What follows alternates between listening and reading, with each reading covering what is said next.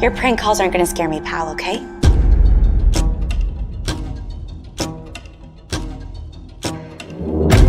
Something's been bothering me, and it always has since my grandma told me. The cops said Peter did it. And for years, my grandma said the same, but I think she started to have doubts. Who the hell is this?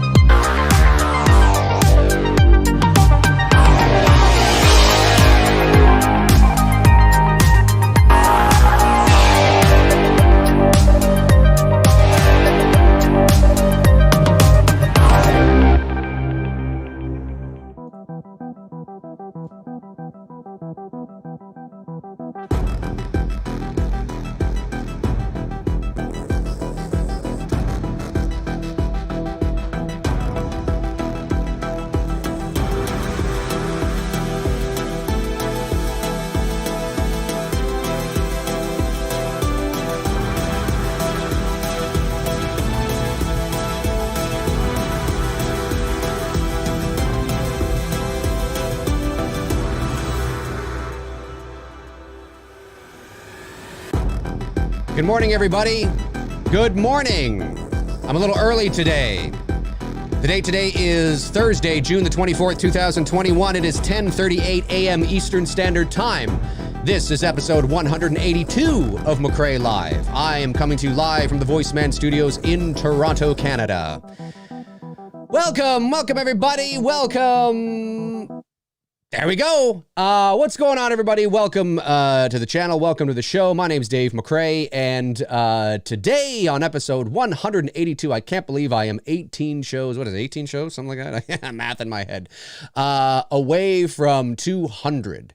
And there's been a lot of times in there where I've had to take, days off, weeks off, for whatever reason. So I could be over 300 shows by now. Who the hell knows if I'd actually was doing it consistently on the days that I usually do it. But still, 182 shows is nothing to sneeze about, I think is the saying, something like that. Anyway, yeah. So obviously, there's a lot going on this week in regards to the Halloween Kills trailer, and there's much to talk about, much to discuss. I know you guys are excited about it. You Halloween fans are excited about it, and there's some things I want to address today, which I think is important, and we will talk about these leaks, Leaks. Is there any other way to spell it? Well, I guess if you're in kindergarten, you might spell it like Leek or something. Anyway, there are leaks that have happened. Let me first say this. So a couple of days ago, was it yesterday? No, the day before, I had given you information that had come to me. And you can go watch that if you want to watch it. But, I, as I said in that video, and as I've said many times, I never put my name or my neck out there if I am not sure of something. And I was sure of this because it was coming from somebody who was in a position that would know this information, right? Not Bob's mechanic. So I felt confident and I waited on it. I mean, I actually knew the date for several weeks, but I waited on it because I wanted to, I didn't want to jump the gun and, in the middle or at the beginning of June, say the date, because who knows what can happen, right? This is show business. Things can change. There's a variety of reasons why things change. But as we got closer and being a week out, I thought, you know what, I'm going to check in and see, and nothing had changed. And so I felt confident to go to the plate with that. July 1st, Canada Day. That's our Independence Day here in Canada. Independence Day. And July 1st was the date, and that still is the date. However, having said that, it is not unprecedented for things to leak. This is not the first time this has happened. It won't be the last time it happens. And there have been a few leaked images out there. Now, my phone has been blowing up all morning, as I'm sure you can imagine. I mean, literally, like my phone, and then it resets itself like a cartoon. That's my sense of humor, folks. No, but it's been, I've been receiving a ton of messages and from people saying that not only have there been a few leaked images, which I have seen the leaked images, I have seen them. They do look like they are coming from the trailer. I think it's safe to say that they are there. I'm not going to show you what those images are here today on the show. They're not difficult to find if you know where to look, but I'm not somebody that wants to spoil anything unnecessarily. And because there isn't a screening process and, it's but it's nothing. I mean, there's just a few of them and there's nothing, it's nothing you would not expect. Okay. I don't consider them spoilers. All right. They're just images. You're like, oh, that's a new image I haven't seen before of somebody doing this. You know what I mean? It's not, I mean, everybody's threshold of what a spoiler is very different. But they're just new images, Actually, I think there's one in there that I think is kind of the same, but from a different angle. But I mean, it's just a still image. You see it, you're like, okay, yeah, it looks like that. There have been people telling me that the trailer has leaked online. Now, I haven't seen it. I've scoured the internet. I haven't found where that information is coming from. It's definitely not on YouTube. I haven't found it on Reddit. Maybe it's somewhere else that I don't know about. I'm not saying it hasn't. I'm just saying that I have not been able to find it. Okay. Now, here's the thing. Now, of course, with a possible trailer leak, this film, Halloween Kills, the trailer, I should say, is supposed to is the intention for, and this is not my opinion. Okay, this is not my opinion. These are, and again, you don't have to take my word for it, and you don't have to. But the trailer was to be attached to The Purge. That's what it is. That's why, hence next week, right? Now, why they don't hold on to these things until the last possible second, or why I was speaking to my source earlier today, and why they don't, well, I can't get into that, but let's just say there's things they could do to prevent this, and why they don't, I don't know.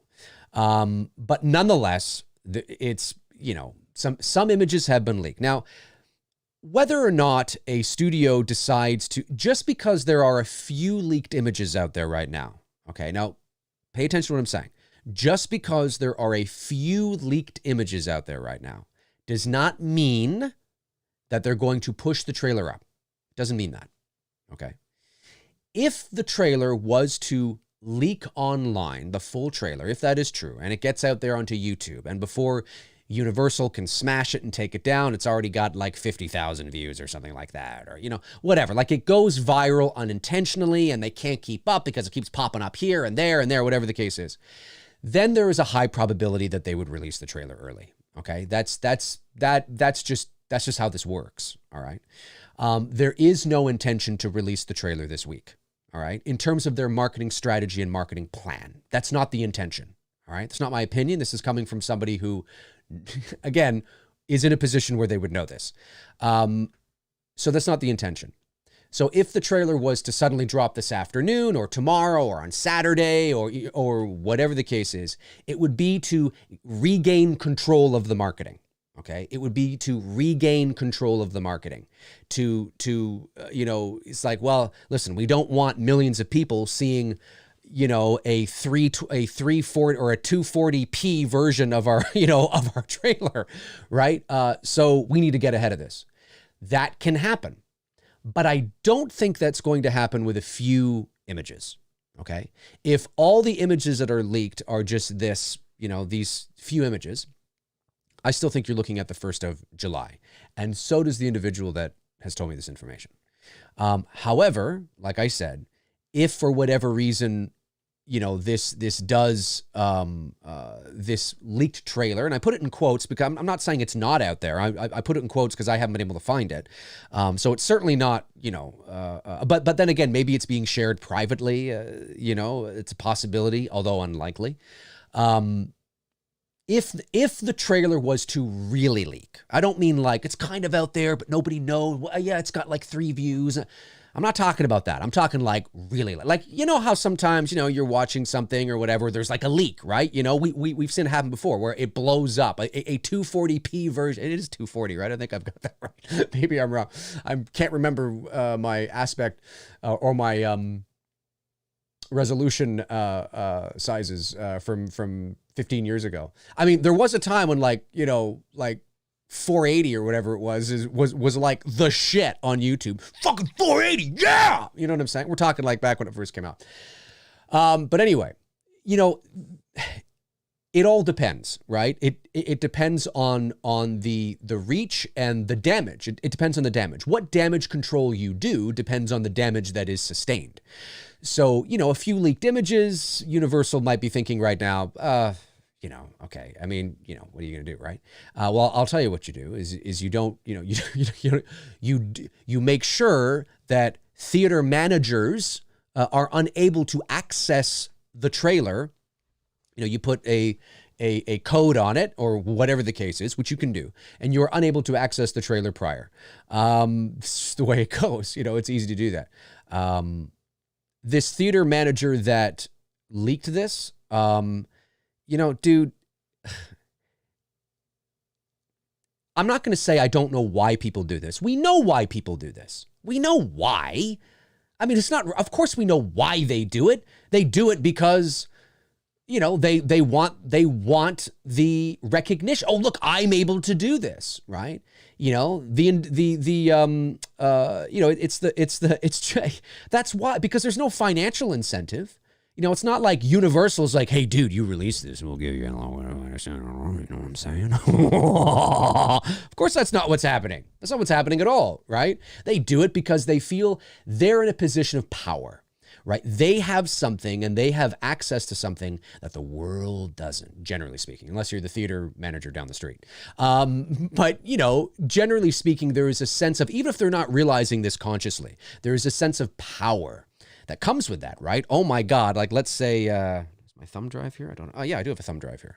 It's a little Darth Vader thumb drive. But let's say on this thumb drive right now is the Halloween Kills trailer, right? Like I've got this. Oh my God, I've got something that millions of people want and hardly anybody has. That's power. That's power. You know what I'm saying?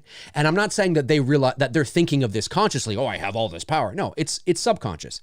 But that is definitely, you know, part of it. And then there's this, you know what, I'm gonna watch on the screen. I'm gonna fucking shoot on my phone and maybe I'll leak there and see what happens. Oh, look at that, look at that. Oh, my shit's going up. Everybody's talking about me. But, you know, there's a certain level of as a theater manager, and I'm surprised he put himself, and unless he's lying, but I'm surprised he put his face out there, you know, and because if I was his boss, I'd say, you're gone. You're gone. Now, is this a fireable offense? Yes, it is. 100% it is. Will he get fired or reprimanded to some degree? I don't know. But if I was the head of, and I don't know if he's working for like a mom and pop shop where he's got this, you know, his dad is, you know, I don't know, or he's working for somebody like AMC or Cineplex here in Canada, so some major conglomerate, you know what I mean? Then he's going to be in real trouble because his name is out there. Dude, like, just don't do that. You know, it's, you know, you're a week out. You're a week out. You know, don't do it. You know, don't sacrifice because, you know, maybe the average fan doesn't care. Okay.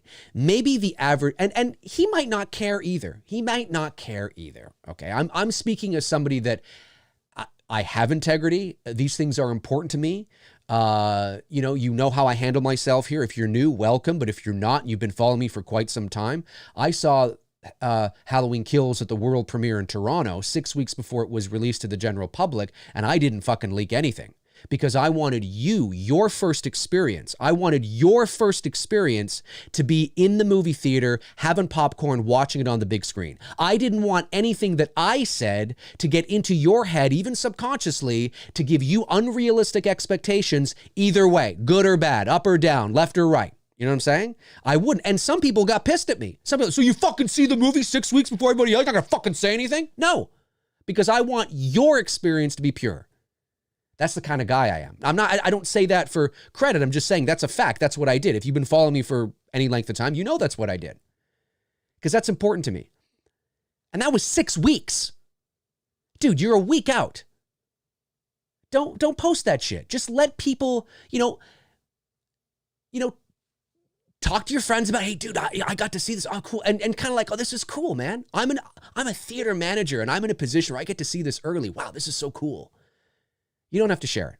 Because anybody who matters in, at least I would like to think so, anybody who matters in the space, right, who really takes this seriously, okay, is not going to be impressed. You might have your average Joe, Dinkleberry, whatever. Oh, cool, man. Oh, thanks, bro. But you're not going to earn the respect from people that matter, and because it just don't do that. It's nothing there's nothing outlandishly spoilery in the images, but it's the principle of it. It's the principle of what you're doing. So I'm not impressed by it. I would never do it. But then again, as a theater manager, you should know better. As a theater manager, like I could see if you were some dweeb in the audience with your phone. Oh yeah. Okay, fine. You're a dick. But as a theater manager, if he actually is one, then come on, man. You're a week out. You can't wait a fucking week. Come on, dude. It's power. Ooh, it's power. So anyway, again, I have not seen anywhere where there's been a trailer leak, but if that is the case, I'm not going to watch it. I don't want to watch it. I don't want to watch it in 240p. I'd like to watch it in 1080p at minimum, which is what most trailers are uploaded as. So, and I encourage you not to either. Don't let your first experience, if you come across a leaked version of the trailer, do not let your first experience be a shitty experience. Okay? Yeah, you can see it. I mean, you can watch it on your phone and you can see it, but the audio is going to be, whatever, right? Like, you know what I'm saying? Like, don't let your first experience be that. Just wait. But like I said, the title of this show, of course, is Halloween Kills Trailer Leaks Might Push It Up. I don't believe with the images we've seen so far, and I've reached out to this individual, they're not hearing anything yet. And again, this is somebody in a position where they know this. They're not hearing anything yet. So, and I tend to agree. I don't think the couple images would necessarily push it. However, if more and more images begin to leak, like essentially a picture book of the trailer, and you can piece them all together in a timeline, and there you go. You know what I mean? Then yeah, there may be a problem here. If the trailer, like I said, gets out, the trailer itself, yes, you are likely to see Universal just say, okay, we need to regain control of this. We need to get ahead of it. That's what it's all about, right? They don't want the fucking fans having control of the shit they put out. So they'll, and then again, it's a catch. And if you don't want the fans or the idiots to have control of the shit you put out, then maybe you shouldn't, maybe there should be you got to figure, let's not, let's, you know what I'm saying? It's not unprecedented. It happens. It's not just Universal. It happens with other studios too. So those are my thoughts on that. I just want people to be prepared. However, I do want people to know that because there have been some people that have added me and reached out to me saying, no, you're wrong. And you know who you are in the chat. He's probably very thankful that I'm talking about him. But there's been a few other people as well. Look, no, I'm not wrong. The trailer was scheduled for July 1st. I've since seen further evidence. I can't show you that evidence, obviously, but it's like, oh, yeah. This is what it was. It was intended for, and it was intended for that for a while. This is not a decision that was just made arbitrarily last week. That's not what happens. However, like I said, it is possible that you may see it earlier because of the leak, okay? Or because of further leaks, I should say. That doesn't mean that was always the intention. That doesn't mean that, okay? And again, this is not secondhand information from the dishwasher who works, whatever. No offense to dishwashers, okay? I'm not saying that's, we're talking about level of seniority, right? And we're talking about probability, right? So this isn't about that. But I do want people to be prepared that that's a possibility. It is a possibility. I don't think it's likely at this moment, as of shooting this video, as of 10:56 a.m. Eastern Standard Time on Thursday, June the 24th, 2021. At this very moment, I still think we're good for next week. But who knows what's going to happen later today? Who knows what's going to happen tomorrow and over the weekend? And who knows? There's still a week. I mean, we still have a week, essentially, right? Thursday to Thursday. So we shall see. We shall see. But be prepared for it, that is a possibility. That is a possibility. Now, the other thing I want to address, and I addressed it on Twitter last night, and I was suddenly tagged in all these tweets from Mike and Jay over at Wham. We watched the movie, not George and Michael. I'm sure they've gotten a lot of that over the years, and I believe it's Mike. I think Mike handles the social media. I don't think it's Jay. But anyway, Mike was writing all this stuff and he was sharing all these images. And I'm like, what the fuck is this? Like, and I'm at it and he's talking about how, they love me and that they don't not like me or whatever. I'm like, what the fuck is going on? What the hell? What fire did I miss? Right. I guess they were referring to on Tuesday's show. I had read a message from a viewer who had said that there were people out there. They didn't say names and they didn't say anybody in our space, but they had mentioned that there's some. I got the impression from the way the message was constructed that they were talking about like there's just random people that just people on Facebook forums, on Reddit, wherever, people making fun of me, mocking me, oh sure he has a source or he knows the dates or all that kind of stuff, and I'm like, oh well, what are you gonna do? I mean, you can't, okay. But I addressed it on the show, and I was again reiterated and solidified why I take these things seriously and why it's very important to me in terms of sources and all that kind of stuff. Right? I don't fly by the seat of my pants. I don't shoot from the hip when it comes to this kind of stuff. So I talked about that, but I never once. I mean, I actually gave shout outs to everybody in the space because with Halloween, the kills news on the horizon, everybody's going to start ramping up again, right? You're going to see Lee and Wolfman's Got Nards and Phantom Empire and Wham and Champagne, and they're all going to say because this is it, right?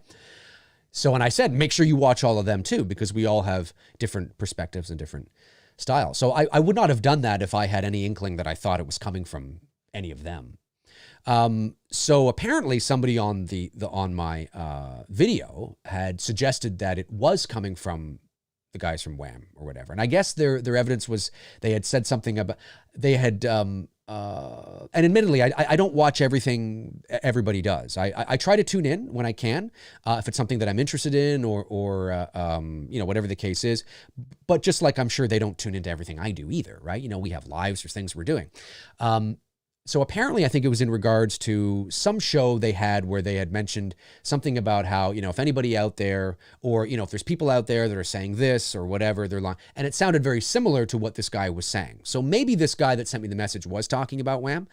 I don't know. But Mike, I believe it's Mike, clarified and said, no, we're not talking about Dave. We're not talking about anybody like specific. We're talking about channels that suddenly come onto the scene that really don't know what they're talking about. And they use that as a way to get clicks and views and all that kind of stuff. That's what Mike said he was talking about. And I was like, yeah, that makes sense. I could totally see that because there are channels that do that, right? They want to compete. They want to get in the game in this space. And so they do what an amateur would do, which is they create the impression they know more than they really do. So to get the views and the clicks. And that's, it's not right, but I can quantify, like I can intellectualize it. It wouldn't be the first, it won't be the last. And that's what they said they were talking about. Like they didn't mention me by name or anything like that. And I believe them. I have no reason not to believe Mike and Jay. They've always been great to me. I think they're great. I think everybody in this space, I don't have any issues with anybody. I just do my own thing. You know what I mean? And what people are saying about me, I really don't know. So I just want to put that out there and say that I never accused them or thought it was them, to be very clear. And I think I made that clear without actually having to say it in the last show. So I just want to mention that as well. And don't forget to tune in to those guys, to everybody, because they do great Halloween work. I know Jimmy Champagne posted his thoughts on the trailer yesterday as well. He does great Halloween work. I think he primarily talks Halloween only, if I'm not mistaken. Every now and then he'll talk about something if it interests him, like maybe like Scream or something. I could be wrong. Correct me if I'm wrong, Jimmy. But I know he's a big Halloween channel, right? And he gave me a shout out yesterday in his video. So shout out to Jimmy Champagne. Thank you for doing that. Really appreciate that. He did get one thing wrong though. He said, and I made a mention of it in the comments section. I think there were a few people thought that I had said that I guess in my last video a month ago when I was talking about this, I had said that the trailer was coming July 11th. I did not say that. I said it was coming in July. I might have mentioned the 11th of July in like a speculation, how I mentioned the 8th. You know, I was like, oh, you know, it could be the 8th of July, it could be maybe the 4th or the 11th. But if I said the 11th, I imagine I would have quickly corrected myself. I'd have to go back and watch the video because the 11th is a Sunday, so that doesn't make any sense. But I certainly did not say the trailer is coming likely July 11th. I did not say that. But nonetheless, that being said, I mean, you know, we can get things wrong. You know, it's not a, you know, and like I said, I doubt he watches everything that I do. Jimmy's a great guy, and I like his style. I like his approach. I like how seriously he takes it. I like how diligent he is as well, and his assessment. And I like that he comes to the plate with informed opinions. I like that. All these guys do. Very rarely do I see anybody coming. I mean, if it's just an opinion based on emotion, usually it's apparent, right? You know, I'm just talking like a fan here, right? But then you do know the difference when they start talking from an educated point of view, a film point of view, understanding the business side of show business. So shout out to everybody, because I just want to put that on the record, which I did yesterday in my tweets. I said, no, I'd be stunned if it came from, and also too, because I don't know. I mean, obviously I've never met, we've never met each other in person. You know, we're not besties, but we've spoken enough and we have enough respect for each other that if there was an issue, like if I actually felt that there was an issue, you know what I mean? Like, I think they're kind of talking about me, you know what I mean? I would approach them. I'd have no issues doing that. Trust me. I would have no issues doing that. I would approach them privately, of course, and just say, hey, I just want to, clear the air here. Is everything okay? What's going on? Whatever. Because that's what adults do. Okay. That I'm 42 years old. All right. I have no interest no interest in getting myself into a high school drama class. Okay. I don't have time for that shit. So I would have, if I thought somebody didn't, had an issue or was saying something behind my back, if I got wind of it and I really did think they were doing that, I would approach them about it, right? Because that's what adults do. And I've never got that from them. I've always had a really good time. They've always been very respectful of me. So, I don't know exactly where that was coming from or where the accusation was coming from, but I think it was coming from some show that they did where they were talking about July, and the date and all that kind of stuff. But anyway, just wanted to say that. So let me take a swig of water here. Okay. Let's go over to the chat room and see what you guys, the chat room, I guess, and see what you guys are saying. So, so that's what I have to say, really, at the end of the day. Let's see what you guys are saying here. Anna M. Pop sends in $3.49. Thank you very much, Anna. I really appreciate that. Did any other super chats come? I always like to go back and double check. Any other super chats? I think it's just Anna. Okay, thank you, Anna. Really appreciate that very much. Let's scroll down and see what you guys are saying. Okay, here we go. Warren Armour says, please be nice to waitresses, dishwashers, cooks, etc., and tip them well. Restaurants treat their employees like snot and boogers. They are just trying to make a living. It hurts when folks are rude. Yes, well, I could not agree more. With the principle of your statement, I absolutely agree. However, I am somebody, and you don't have to agree with this, but I am somebody that never abides by that. I am somebody that believes that respect is earned. And if there is a waitress or a waiter or somebody that is genuine, like, I mean, absolutely being rude and for like completely unnecessary, right? You know, maybe if they're a little standoffish or rude, you kind of, you know, you don't jump the gun right away. Everybody's having a bad day, right? Everybody can have a bad day. Everybody, you know, whatever the case is.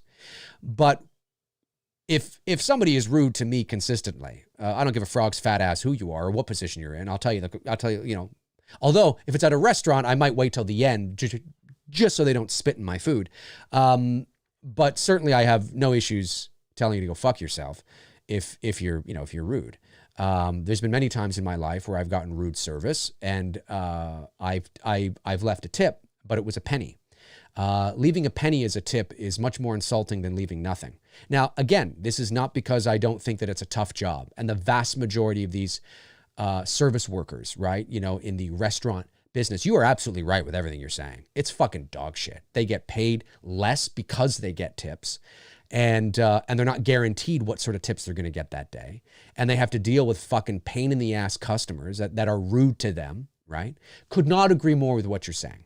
But I do want to add that little thing where it's like, well, it goes both ways as well, right? You know, people need to be patient and you know, we all need to get along. We all need to get along. Yeah. But I do agree with what you're saying. Like the principle of what you're saying. I do agree with that. Yeah. Some of those waitresses and food service workers, man, it's a thankless job really at the end of the day. You know, I always, if I order food, which of course, you know, you had to do a lot of now because of COVID, but if food would come to the door, I always try to do my best to tip handsomely. I mean, appropriate to the you know, the service and the distance. I mean, it's not like I'm going to tip, you know, $100 if they're just traveling down the road, but I always tip appropriately, you know, a little above and beyond, you know, maybe 15 or 20%, just because it can be a thankless job, you know, 100%. Yeah. Retail as well. Retail can be a fucking thankless job. Oh, did I miss a super chat? Frank is putting his big mean faces and says Michael Myers. Was that because I missed a super chat? Let me go back and see. Yes, you are correct. Thank you very much, Frank. £5 from Michael Myers says, hey, Dave. Is that pounds? Yeah, it is pounds. Hey, Dave, do you think they are going to reveal a lot of footage in the trailer? I don't know. Like I said before on the show the other day, yes, the trailer is 2 minutes and 37 seconds long, but you have to remember that, look, Blumhouse, Universal does have a pattern and a history of releasing trailers that show a lot. That's definitely a pattern and a history they have. So the probability is high that they will show a lot. However, will they show money shots, right? Like I've always said to you, and this is not the fault. This may not even be the fault of Blumhouse. Blumhouse is the production company. They don't cut the trailers. The trailers are, unless they have an in-house thing, but you know, trailers are usually cut by trailer houses, and many trailer houses will actually cut different trailers, and they will all compete with each other for the trailer, right? To be the trailer. Universal is the distributor, so they would have more say than Blumhouse. Blumhouse is the production company. There's a difference between a studio, a distributor, and a production company. That being said, okay, you know, the Blumhouse movies have a pattern of showing quite a bit. We know in the Halloween 18 trailer, and this isn't the fault of anybody attached to the film, but that closet scene the surprise was ruined in the trailer. You know what I mean? There was we knew that Vicky was going to die. We knew when she was going to die, and we knew how she was going to die before ever seeing the movie. You know, I mean, look, is it likely that she could have escaped that scene? It's not like we did see her die in the trailer, but no, I mean, let's put two and two together, right? She's likely not going to get out of that. Because she's an expendable character. It's not like that was Laurie Strode who opened the closet door and Michael comes up. Then I would say, you know what? No, there's a good possibility that he doesn't kill her in this scene because Laurie Strode's not an expendable character. She's an OG. She's the catalyst that's helping drive the narrative. But because this is just one of the girls that is likely to get killed in the movie, you see that at the end of the trailer and you're like, she's gone, right? So, and the scene itself was largely void of suspense. So are we going to see things like that again? Well, probably. I mean, I think it's going to be an intense trailer, but are you going to see any money shots? What are they not going to show? You can cut, I mean, listen, and I know that this is, but I'm going to use the example of my own film that I just did. It's Me, Billy. Yes, it's a short film that's 42 minutes long, right? It's like, half the length of Halloween Kills, if that. But when you watch, how long is the, let me just see here. Hang on one second. I just want to double check. For those of you that have seen It's Me, Billy. Where are we here? Where's the official trailer?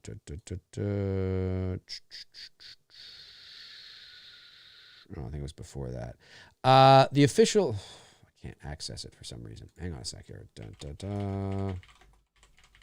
want to double check the length of it. The official trailer we released in March.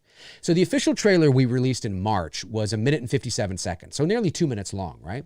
But that also includes titles and all that kind of stuff, right? Which the 2 minute and 37 second trailer for Halloween Kills will also include titles, okay? But again, for all intents and purposes, a 2 minute trailer for It's Me, Billy on a 42-minute fan film. For those of you that have seen It's Me, Billy and remember the trailer we dropped in March, I think it's safe to say that you would agree that we didn't show very much. You know what I mean?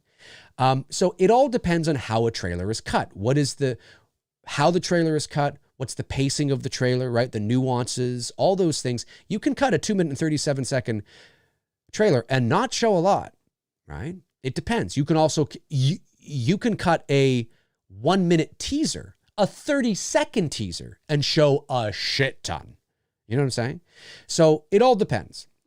I wouldn't put so much stock into the length of the trailer. I would think about what is the pattern that we normally see with Blumhouse Universal films. What did Freaky look like? What did Halloween 18 look like? What did, pick your Blumhouse. Pick your Blumhouse Universal film, right? Go back and watch those trailers and think think about the pattern that is there, right? That is going to be your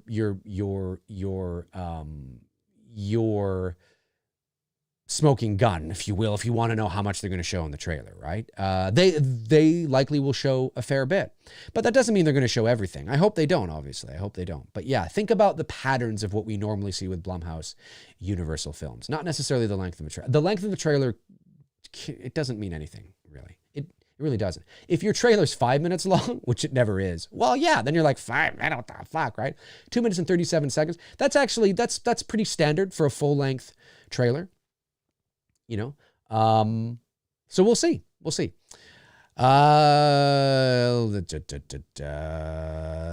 here. JJ777 Marsh sends in a very generous super chat of $50. Thank you very much, JJ. Appreciate that. You certainly did not have to do that, so it does not go unappreciated. What's up, Dave? Really looking forward to the trailer. I think the scene with Michael Myers escaping the fire will be epic. What do you think? Oh, I mean, visually, from a technical filmmaking standpoint, yes, I think it's going to be visually stunning. I think it's going to be cool. I think people are going to have that as their profile pictures, and they're going to be having it as their screens if they haven't already. Yeah, I think it's going to be cool. What the scene is going to be like, I have read the leaked script that's been out there for months and months and months. Again, I preface this by saying that if you have read the leaked script, please understand that things could change to what you see in the actual film. There might be some scenes or lines or things that you remember from the script that do not end up in the movie. And there's a variety of reasons for that. Some scenes might be cut short, for a variety of reasons. Dialogue may be switched around for a variety of reasons. So just don't have your heart set on, things matching exactly. They also could match exactly. I'm somebody that I'm looking forward to seeing how it plays out. I am a huge proponent of I don't think we need to see Michael's process. I don't think you need to see Myers escaping from, yes, seeing it visually. Will it be cool? Yes. Is an opportunity to see the shape in a different environment? Yes. Fire and a house with the water and shit. Yes, it's cool visually. But is it necessary to the narrative of the story? Do you lose anything if you don't see him escaping? Does the narrative change? Does the story change? Well, no, of course not, right? you just lose the coolness of it, right? But you can have Michael escape and then you can actually play into the narrative how they could still be, I guess they could still be stunned as well. But I like the anonymity, the ambiguity of like, he escaped. How did he escape? Or he just suddenly is there again. But we see the residual effects of the fire. I've always said that from day one. If you follow me from any length of time, you know that I've always said from day one that we need, long before we knew there was going to be residual effects from the fire, I said you need to see residual effects from the fire. It would make, like, listen, he's got that supernatural element, but the guy's not fucking Freddy Krueger, okay? We need to see, in terms of being an interdimensional being, for all intents and purposes, we need to see some effects from the fire, the mask a bit burned and, the hair singed. We need to see that. I said that long before we knew we were going to see that, because I just think, narratively speaking, if I was writing the next chapter, I'd think, well, this makes logical sense. It would make no sense not to see residual effects from the fire. But I don't think we need to see him killing a bunch of firefighters and escaping from the house. I don't think we need to see that. However, I completely understand in this day and age why you would want to see that. No, come on, man. We got to see that. That's fucking cool. Yeah, it is. It's cool. And I suspect that will be the opening of the movie. And that is where you will, I don't know this for sure, but this is what I'm thinking. If I was designing the film, if I was editing this film, I'd say that's got to be our opening. And then when Michael is standing on the porch with the fire all around him, right? You know what I mean? And the Halligan, whatever it's called or whatever it is, the tool in his hand, which firefighters use, right? And I don't think it's rain. I think it's probably the firefighters' hoses, like they're dousing the house, and I think it's the water from that. I think that's actually what it's supposed to be, if I'm not mistaken. But the point I'm making is that he's standing there, the water's dripping down, the fire's all around him. We've just seen him tear through, 5 firefighters or something like that, and whatever, right? And he's standing there, and I think you're going to start to hear a swell of the Carpenter theme.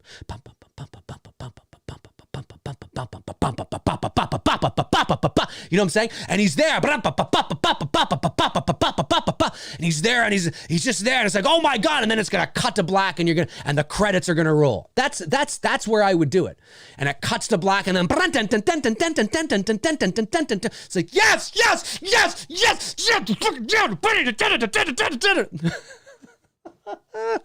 That's what I think you're gonna see. I think you're going to see that. At least that's what I would do. Maybe that's not how it opens. Maybe it doesn't open like that at all. I think it is going to open with that scene. It just feels like a logical endpoint. When I think of how to continue the story, when I put my filmmaker hat on and I think, well, how would I continue the story? What's the logical endpoint here? We could continue it, and they might do this. We could, because there's many different points where you could start, right? Well, where do we start? What's cool and what makes sense? And let's be honest. I mean, when you're a writer, when you're writing a story, you can't go, how are we going to, that's fucking cool. You know what I mean? Of course, right? But you could start it. You could open, it's a black screen. It cuts in and Lori is being wheeled into the hospital. You could start it there. It's a black screen, cuts in. We're in the back of the pickup truck. Let it burn. You could start there. Right? It's a black screen, cuts in. We're at the house with the fire, right? That's where I think it's going to start. The house with the fire. At least that's where I would start it. So I think it's cool. There's many different ways you could do it, folks. Many different ways you could do it. Let me see here. There's a couple more super chats came in. Anthony Bazzuto sends in $4.99. Thank you, Anthony. Says, Dave, even with most theaters back at full capacity, do you think Kills will come close to the box office gross of Halloween 18? Well, there's a number of factors. Yeah, you're right. The theaters are not even they're not open here in Canada yet. Keep in mind that the domestic gross, when you hear Hollywood talk about domestic gross, that also includes Canada. I don't believe it includes Mexico, though, funny enough. But it does include Canada. So the domestic box office, when you hear that, that's US and Canada. International is obviously overseas. there's a few things that are going against it. Yeah, theaters are not at full capacity. Where will they be in October? Where will we be in October? Or will we be in the throes of another shutdown because of all these variants? I don't know. So it's still, we don't know yet. So that is a factor. What sort of capacity will the theaters be at? The other side of the coin, too, is that this is a sequel. It's highly anticipated. It's not unprecedented for sequels to do better than their predecessors. It's not unprecedented. It has happened, okay? But statistically, this is also statistically in a normal world, right? Normal. Statistically, sequels do not, again, this is generally speaking, all right? There's patterns that you follow, all right? People often ask, why do you have to preface so much? Because I get messages and comments, people going, well, yeah, but such and such made more. Yeah, I know that. I mean, generally. This is because we live in a world where people just don't instill nuance in anything anymore, right? Like everything is either 10 or 0, black or white, up or down. You know, it's like, no, there's lots of shades of gray, people. Anyway, statistically speaking, sequels do not make more than their first installments. If the first installment is a huge success, statistically, the sequel will make a lot of money, but will kind of just come up short, a little bit short from where the first one is, especially in the horror genre. That doesn't mean there haven't been horror sequels that have done better, but when you look at the big picture, you go, yeah, this, you know, if I was a betting man, I would say no. You know what I mean? However, this is a bit different of a circumstance, right? The film was delayed. Okay. Many fans are very excited. They're eager. Halloween Kills. Halloween Kills. They're eager, right? They want to get out there. They want to see this fucking thing. So the anticipation for this is even greater than it was this time last year. And that will continue to just, you know, expand exponentially as we move towards October. However, I was going to say the other side of the coin, but I think I've done two sides of the coin. Let's get another coin in here. Okay, on this side of the coin, however, another issue could also be that we also have to remember that, you know, there are movie bubbles, okay? The vast majority of the movie-going audience is not Halloween crazy, right? So you have to remember that sometimes I think people get too into their own Facebook group pages and into their own spaces and into their own worlds. They get lost in their own worlds and realize that, you know, the vast majority of people don't care about Halloween. Halloween fans do. Horror fans do. But then when you start to go off beyond that, the Halloween movie, sure, yeah, okay, yeah, I guess I'll go see it. We cannot underestimate that there's a large percentage of people that also don't care about it either, right? Even more so, right? Because you can get locked in your bubble and there's this illusion that, well, all these, yeah, because you're associating yourself with like-minded Halloween fans. So there's an illusion that's created that everybody loves Halloween, everybody's excited about it. Well, everybody in here, yes, you know, but I mean, there's lots of people that aren't excited about it, that couldn't care less about Michael Myers, right? So you have to factor that in as well. I don't know how well it's going to do. If the world was normal and there was no COVID-19 and things were fine, then I would probably say I think it's going to do very well, but I don't think it's going to touch 250 worldwide. At this moment, I don't know. I still think it's unlikely that it will touch that. It also depends how good it is. You know, what word of mouth is like. If it's dog shit, there's always a chance. There's always a chance. I'm not saying it is. I'm not saying I hope it is. I'm saying there's always a chance. If it's dog shit, you don't want to go see that. Just fucking wait till it comes out on Netflix. You know what I mean? That's possible too. So there's a variety of different factors that could contribute to that. But that's my thoughts. I don't know. I don't know. And I think more people need to be okay with saying they don't know. And I'm not saying I don't know because I'm not educated in understanding it. I'm saying I don't know because I am. And because there's factors that it's a wait and see at them. I'm not sure yet. There's a few factors. It's interesting. It's a very interesting time, right? You know, people are really excited about it. Yes, there are. More so than last year, true. But are people going to go to the theater? Are theaters going to be at capacity? there's so many different factors to factor in. Where will we be in October? It's interesting. But there's always a chance. There's always a chance. Anthony Stanfield sends in $5. Thank you, Anthony. He says, do you think they will show the flashback original mask in the trailer? Ooh, that's a good question.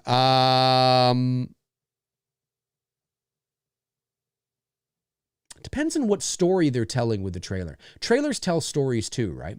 When you are designing a trailer, you are telling a mini story in there. And that story can be 30 seconds. The story can be a minute 30, 2 minutes, 2 minute 30 seconds. I learned that very early on in my voiceover career because one of the things that I was tapped to do or have been tapped to do a fair bit in my career is voicing movie trailers. I voiced movie trailers for The Descent and It Chapter 1 and Inside Out, Lego Batman, Peter Rabbit, Lego Batman, I think that was called. A lot of animation stuff. I've also done Grindhouse, and I did The Crazies back in the day.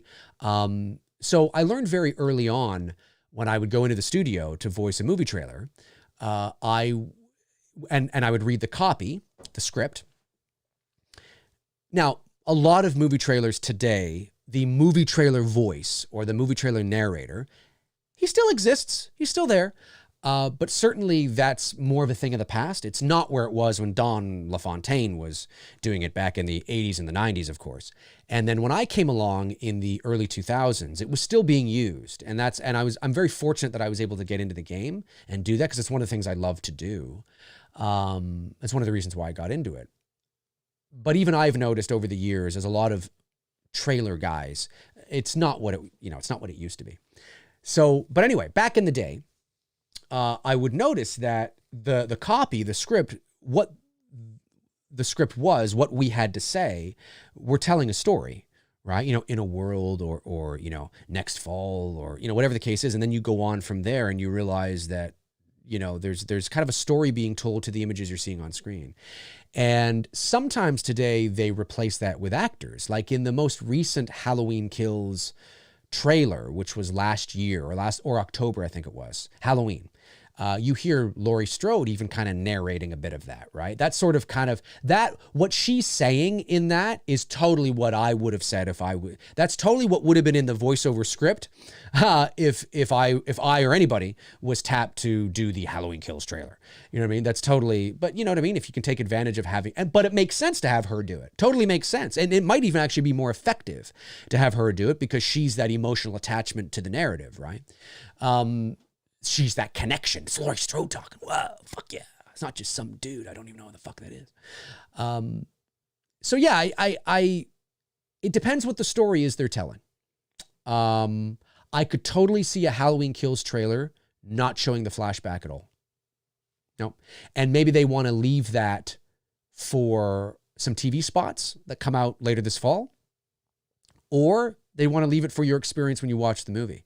There were certain things, again, I know this isn't, a Hollywood film, but the film that I made, which was a real movie, we approached our marketing very strategically. We didn't just arbitrarily, we'll just drop it here, whatever. We had a very strategic marketing plan.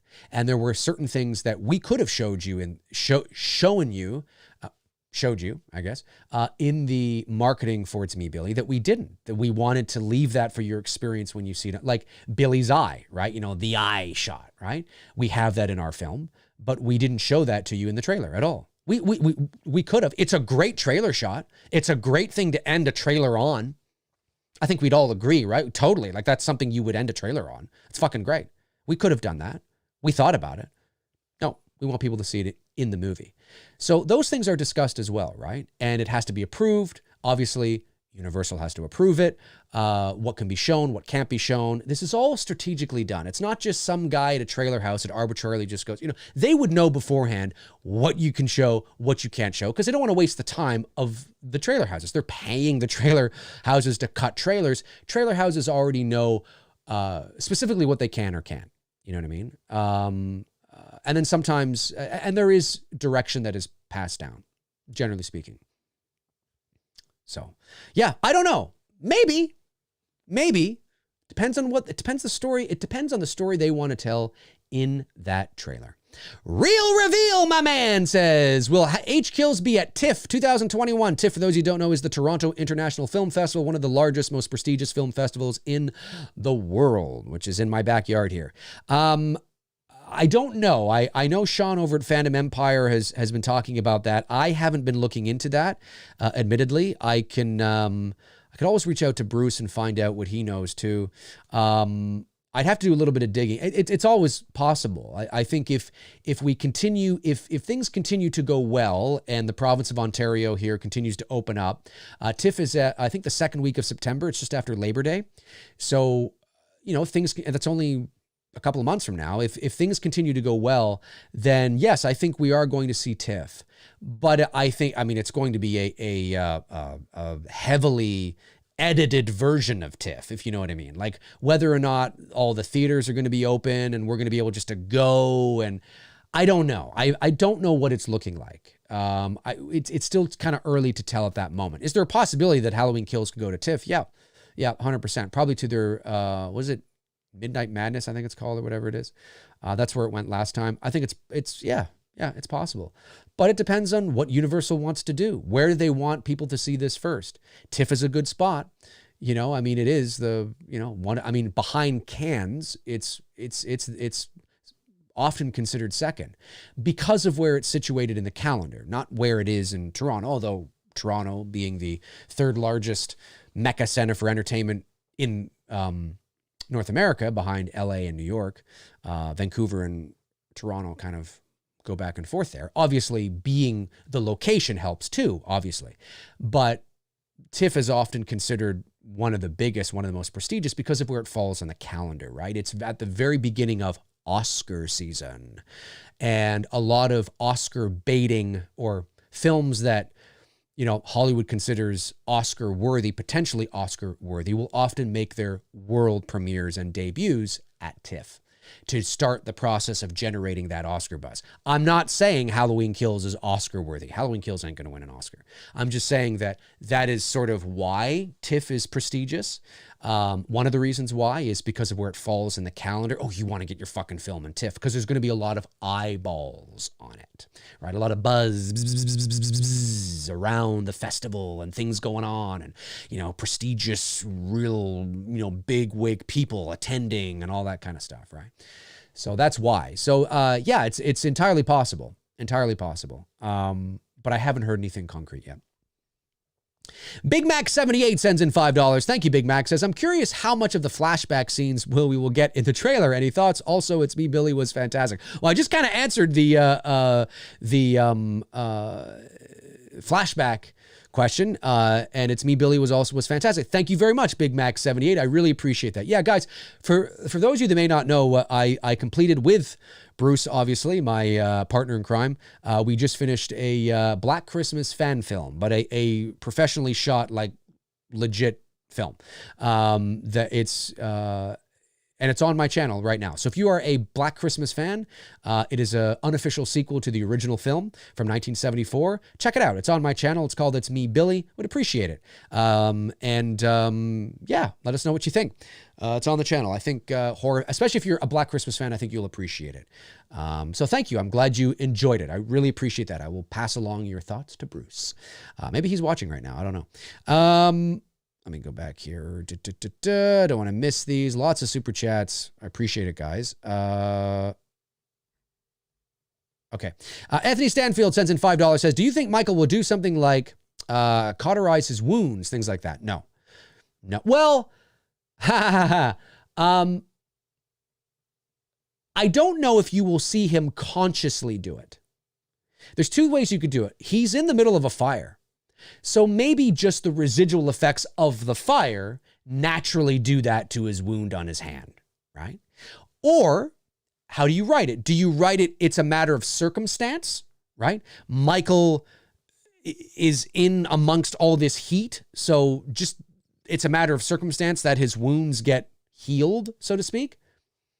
You could write it that way, right? Or do you write it in a way where we see Michael being consciously aware and sticking his hand in the fire, I would never do that. I would never do that. I don't need to see Michael doing that. It's unnecessary.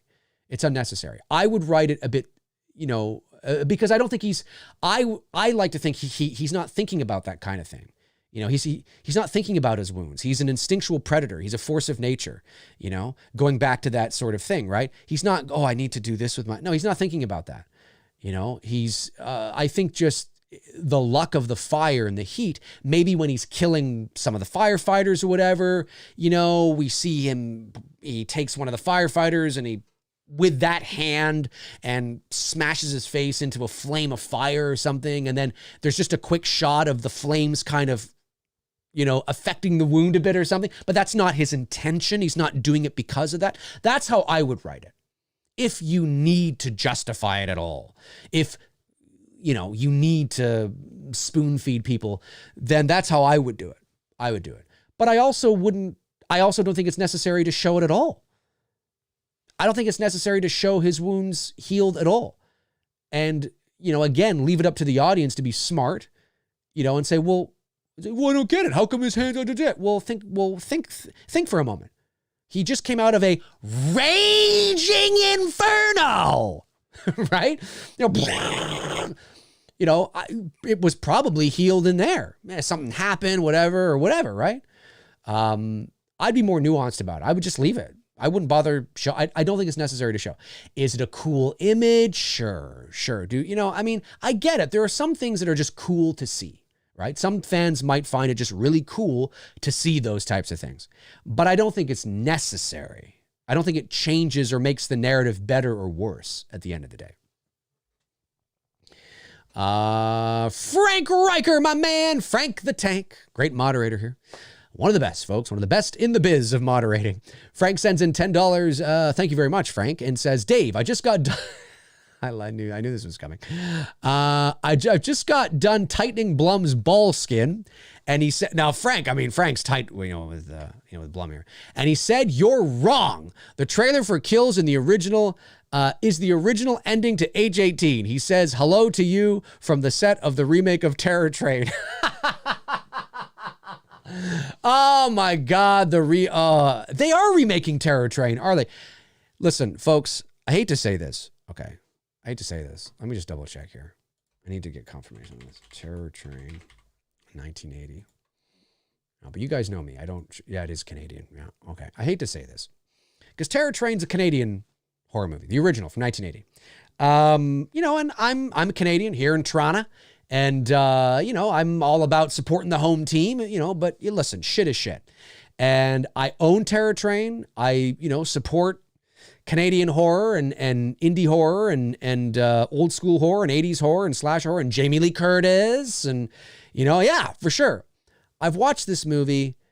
It's dog shit. I'm just not a fan of this movie. I mean, there's certain moments that are kind of fun, but as a whole, right? Whenever you hear me say a movie's dog shit, I'm talking in the big picture, right? Even Halloween 5 has some cool, some cool moments. That's a cool shot. Oh, I like that moment. Oh, I like that scene.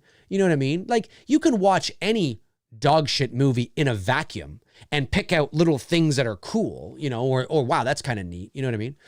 And the same can be said for Terror Train. But the movie's I just don't like it. I just don't like it at all. So I did hear some rumblings about it being remade. And, all right, I guess we'll see how this goes. We'll see how this goes. Frank has traveled the world with the Jason Blum, ladies and gentlemen, tightening his ball sack along the way. Frank. Okay. Let's see here. Santino Buccaro? Am I saying that correct? $5. Thank you, buddy. Says, well, I'm at work, but I just wanted to I thought that said poop for a minute. I don't have my glasses on. I just wanted to pop in and say you're the man, Dave, and I love your channel. Well, thank you very much, Santino. I think I'm saying that right. I really appreciate that. Really appreciate that that a lot. Appreciate the super chat. Thank you so much. And yeah, man, thanks for the love. Thanks for the love. Really appreciate it. Movie Chat and More sends in $2. Says, do you think the trailer will end with in theaters? Well, no, because it won't be in theaters. Do you mean like in theaters October 16th or whatever it is? Yes, I think it will end with some sort of variation of that. Not necessarily in theaters October 16th. You might just see October 16th. That sometimes happens. I often will see that sometimes in voiceover scripts too. I mean, back in the day, back in the 80s and the 90s, you used to hear things like, you know, the voiceover would say something like, you know, Halloween Kills in theater October 16th, rated R. Or no, he'd say, what was it? It would be like, you'd hear like, I'm trying to get it down because I remember this. Because I used to poke fun at it when I was in high school. You'd hear something like Halloween Kills, rated R. Check your local listings for details and showtimes. Do you guys remember that? For those of you that are old enough to remember, do you remember the check your local listings for details and showtimes? Halloween Kills, rated R. Check your local listings for details and showtimes. It'd be like really fast at the end. And that was basically saying, check the entertainment section of the newspaper for details and showtimes. That was always fun. Yeah, I mean, it'll be some variation of that. Yeah, it'll be either in theaters October 16th. Is it October 16th or 15th or whatever? Or the date. I could just see it being the date. And the reason why you see a lot of that too is because they're trying to get in a certain time frame. Okay, Jonathan V sends in $4.99, says, hey Dave, do you think there will be Easter eggs to H2 1981? Do you think the callbacks are going too far in general? I definitely think there's going to be some callbacks to Halloween 2 1981, 100%. I mean, even the logo of the hospital, as we know from the BTS footage that was released, we know that I believe the hospital is even called Haddonfield Memorial. And the logo is the same. So certainly there will be some nods for sure. Do I think it goes too far?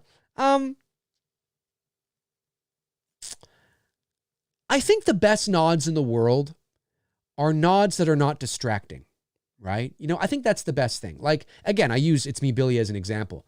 You know, there's many nods and Easter eggs throughout It's Me, Billy that are nodding to the original Black Christmas, but it's not in your face.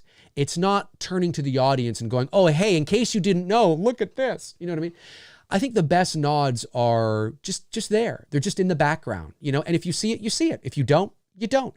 Maybe you have to watch the movie 4 times and then you're like, oh shit, I never noticed that before. That's cool. I like discovering things. I like discovering things like that. So like in It's Me, Billy, you know, the character of Mrs. Crane, when she's meeting the girls for the first time outside of the house, she's got a black unicorn brooch, right? On the left side of her jacket. But we don't draw any attention to it. It's just there. It's just there as part of her jacket. Some people noticed it. Some people didn't, right? It's not like we had this close-up of the brooch, you know, hey, in case you didn't know. Nope, not at all. The weapon that Billy uses when he grabs it off the nightstand it's very quick. It's very quick. You got to pay attention, but it is a unicorn letter opener, you know, but it's not like we showed it for 5 seconds and then he grabs it. No, it's just there and his hand reaches in and grabs it. If you notice it, you notice it. You don't, you don't. There's lots of things like that throughout It's Me, Billy. I like things like that. That I think is the right way to nod to your predecessors, to nod to what's come before, to honor it in classy, respectful ways.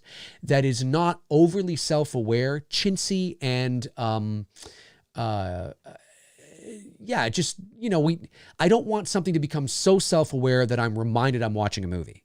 You know what I mean? So I think there are right ways and wrong ways to tip your hat to the audience. And I've always been a believer of the subtle nature of it. I really enjoyed the nod to Halloween 3 in Halloween 18 when you saw the kids running through the streets trick-or-treating in the Halloween 3 masks. It's not like there was this whole scene where it's like, are you going to put on your silver shamrock mask, Bobby? Yeah, I can't get it on. It's a little tight. Yeah, well, sometimes those silver shamrock masks are really tight. Are you going to put your silver shamrock on, your mask on there, Jim? Yeah, but mine's a little too small. Well, they sometimes say those silver shamrock masks can be too big. Like, you know what I mean? It wasn't like that. It was like, okay, we get it. It's a silver shamrock mask from Halloween 3. Sometimes you see that in films, right? And that's not what was there in 18. I do give credit where credit is due. It was just a couple of kids that were running down the street. And you're like, oh shit, oh fuck. And that was it. You never saw them again. That I like. That's the right way to do it. That if now, I don't even think that's necessary. It doesn't change the narrative. It doesn't, like, without them in the movie, it's not like the movie collapses, right? So it's not necessary, but those are the Easter eggs that I like. They're just there. They're just there, part of the scene, part of the moment, just there, I like that kind of stuff. That's how I would do it. So I hope that is how they do it. It's not like there's this big close-up of the Haddonfield Memorial logo and somebody says, wow, Haddonfield Memorial. This place has been here a long time. Yeah, they built this in the 80s. I think it was 81. Don't do that shit. We don't need, please, I know people are getting dumber and dumber as the years go by, but I'd like to think most people are smart enough just to see it in the background and go, cool, that's kind of fun. You know what I mean? Okay, let's scroll on here. A lot of super chats coming in. I appreciate it, guys. Got to get to these super chats first for obvious reasons. Mark Southam sends in $5. Thank you, Mark, and says, thought this was an importance of cinematic language. I got what you're saying. Sorry, I couldn't resist. Seriously, keep up the great work. Love every video you make. Thank you, Mark. I really appreciate you saying that, man. Really. See, now I get it. I get that's a joke. You know what I'm saying? I get that's a joke. Yeah, no, cool. Thank you, buddy. Appreciate it. Greg Romeo, I think it is. So again, I don't have my glass on. Dave, would you like to see a CGI Loomis in the flashback scenes? Keep up the great vids. Thank you. No, I do not want to see a CGI Loomis. I don't think that's necessary at all. As a matter of fact, I don't want to see Loomis. Now, because I have read the leaked script, like I said, things can change. Many things can end up on the cutting room floor, as I used to say. And by the way, it's called the cutting room floor for you young kids because back in the day, you used to actually cut film. Film was actually cut. You would actually cut film. I actually did this in college. I went to college in the late 90s and to film school. And I got to work on a Steinbeck. And that's actually where you would actually take your film and you would reel it through, the spools and you would actually cut. You had what was known as a cutter, and somebody would come in and actually slice your film and scotch tape it together with the next scene. That actually was done. And then you would take that strand of film that you didn't want and you would drop it on the floor. You literally would.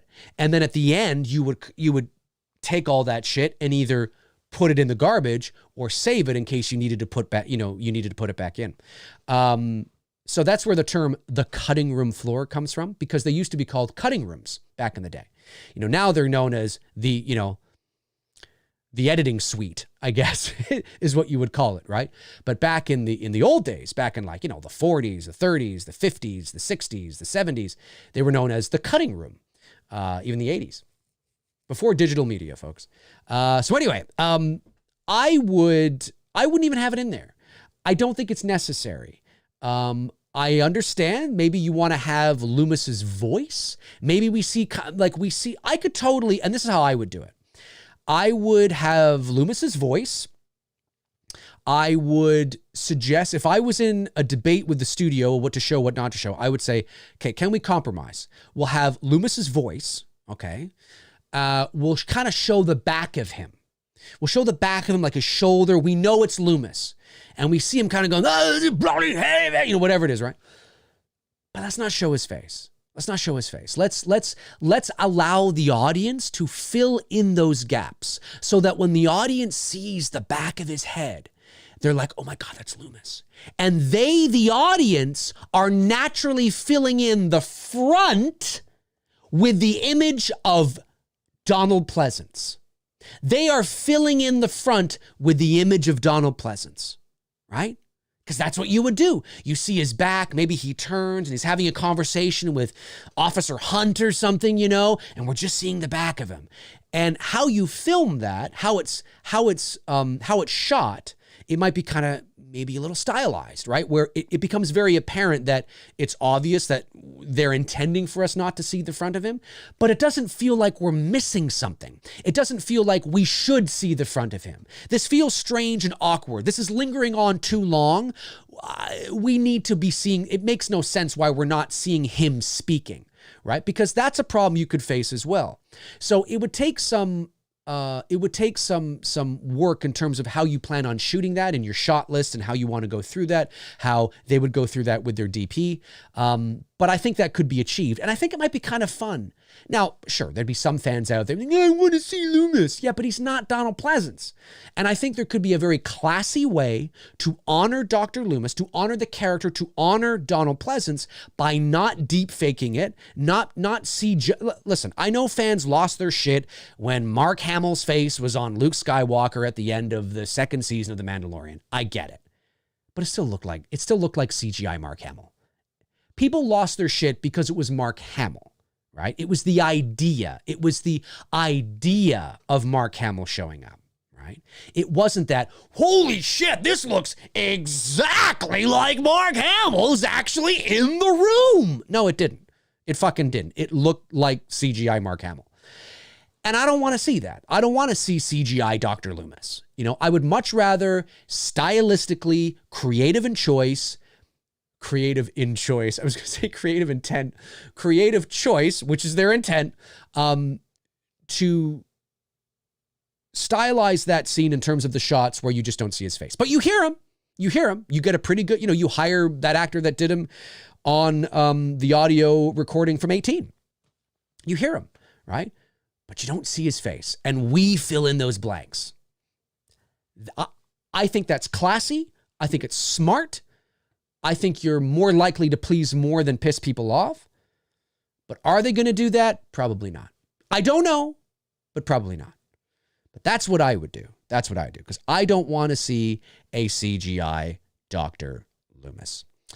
All right, Kevin Fishgall sends in $5. Thank you, Kevin. Says, just saying hi. Put this toward Sam, I Found You, and It's Me, Billy sequel.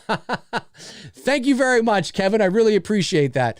Bruce and I, in regards to It's Me, Billy, of course, we're allowing the film to breathe at the moment. And we obviously, you know, we want it to we need to give the film time to gain more views and more traction. And but we have discussed our ideas for the follow-up that would hopefully complete the story and but no title. We don't have any title, but maybe that'll be the working title. Sam, I Found You, and It's Me, Billy sequel. It's kind of a long working title though, isn't it? Thank you, Kevin. I really appreciate that. Chris Baber sends in a super chat, says, I heard Jay from Wham is doing Loomis's voice. That'd be funny. That would be really funny. Can you imagine?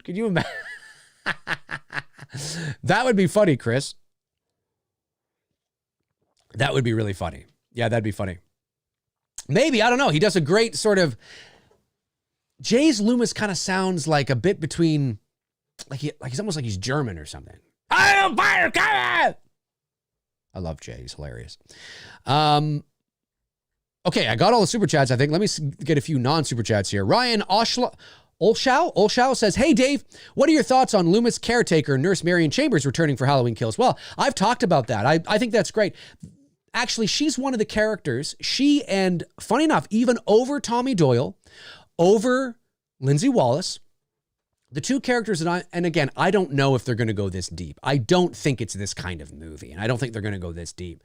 But I can't help but feel that Marion Chambers and Brackett are the two that I'm actually most interested in. And even Marion Chambers more so than Brackett, and here's why. Now, I don't know how, deep cut David Gordon Green and Scott Teems, who I think also helped to co-write this installment, have gone in terms of backstory and, filling in a lot of what went on, I don't know.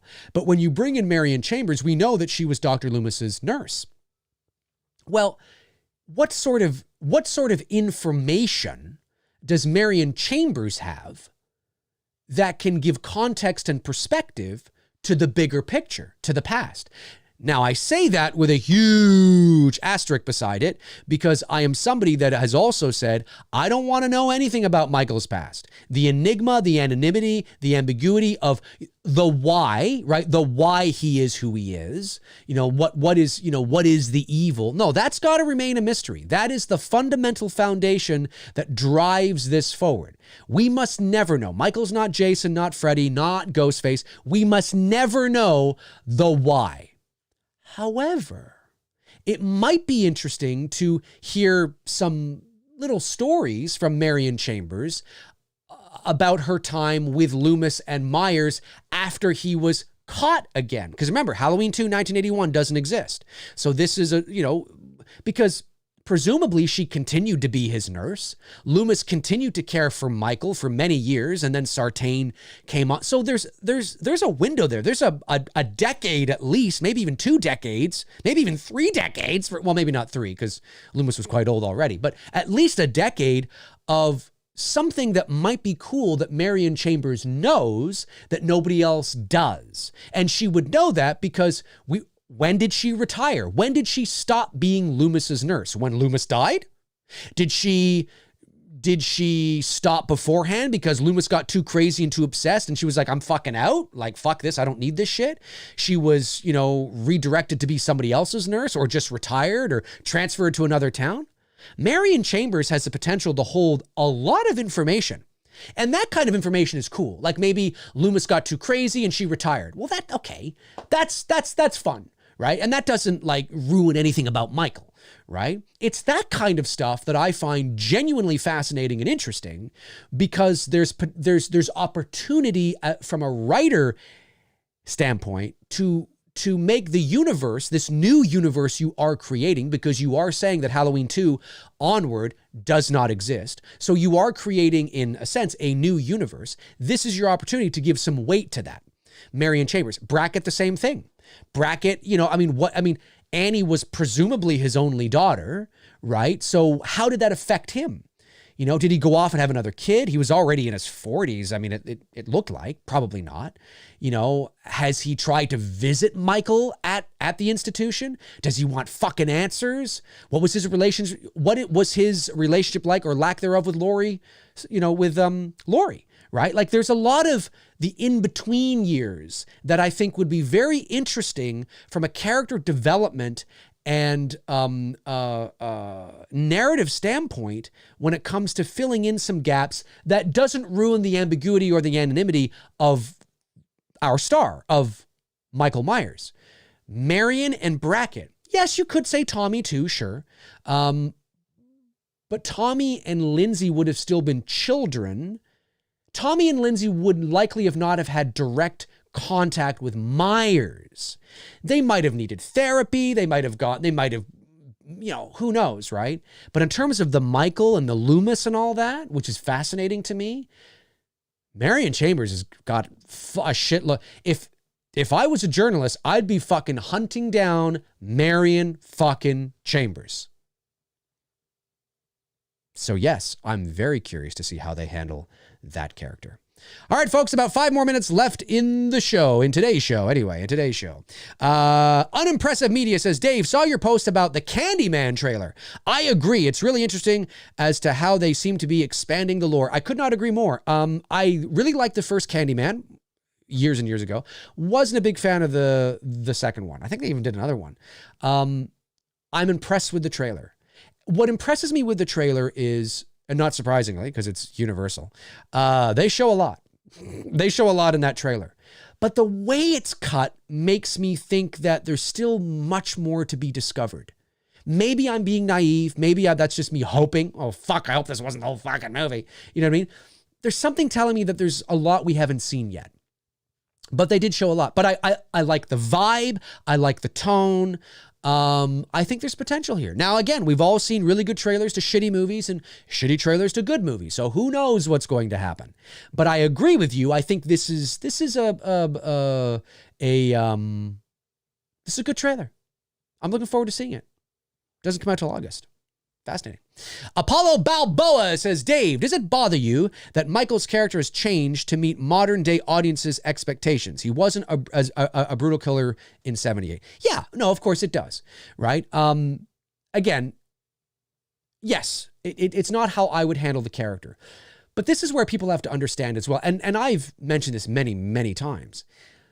You know, if you want Michael Myers to remain a complete mystery, like completely, you know, I'm not talking about his backstory. I'm just talking about how we see him, where we see him, you know, how he's presented to an audience.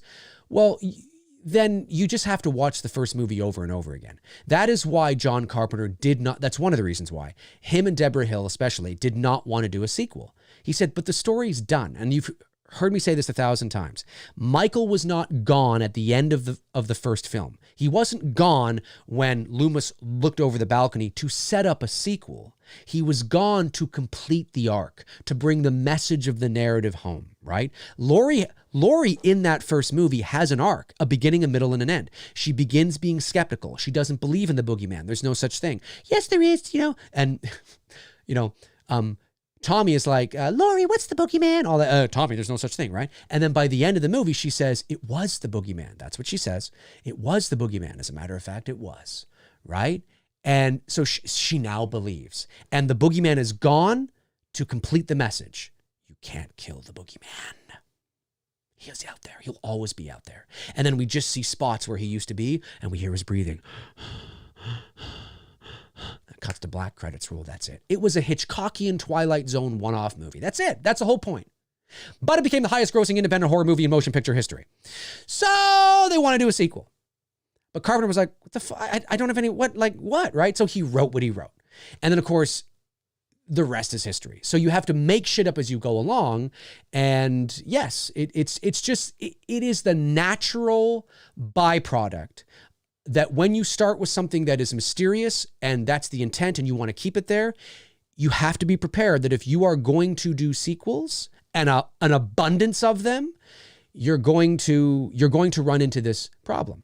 You know, and that's just, now there are ways to keep somebody a mystery, like I believe we did with Billy in It's Me, Billy. We had to open it up a little bit or we'd just be doing the same thing over again. But I would like to believe that although we showed you a little more of Billy in It's Me, Billy, we still kept the integrity of the character there, right? He was still shrouded in darkness, mystery. You know, you didn't see his face. You still got those classic phone calls. You believe that this is him 50 years later, right? So there are right ways and wrong ways to do it. But it's not like myself and Bruce want to turn this into a 9-part series where by the 9th movie, he's sitting in fucking, you know, McDonald's having a coffee going, rah, and you know what I mean? Because that's where, you know, eventually you would have to go. But that's the byproduct of creating endless sequels, is that eventually you have to open things up to ridiculous plot lines and narratives just to keep things going. So, yeah, it bothers me because I think part of the lore and the mystique of Michael is the anonymity. And I was okay with how they handled him in Halloween 2, the original, although I did think they showed him too much. But certainly, I mean, no, but I've reserved myself to just, I accept it. You know, it is what it is. You know, it's 2021. I understand why many of the creative decisions are made. But I do think there is a balance. And I think that's what Bruce and I did.